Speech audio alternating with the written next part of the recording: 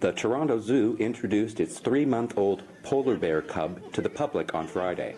The cub is the only survivor of a litter of 3 after their mother rejected them. The single cub was then really rescued, and in fact it was a very early stage. It was completely newborn. Now, of our polar bears here at the zoo, Aurora and her sister Nikita, as well as Inukshuk, who's the father of the cub, the male, they themselves were rescued from the wild many years ago, 10 and 8 years ago respectively, and they wouldn't have survived in the wild. But they came to the zoo and spent about a year here. Aurora herself went up to the polar bear habitat in Cochrane for a few years, and then all 3 bears returned back to the zoo in 2009 when our Tundra Trek exhibit opened.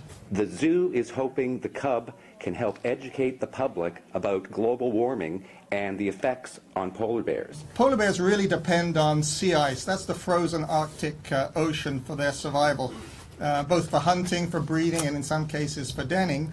And the extent of sea ice now in the Arctic during the summer is about 50% of what it was 30 years ago.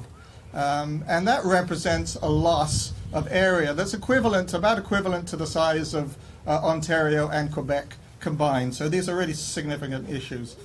The cub doesn't have a name yet, and the zoo is taking submissions on its website and Facebook page.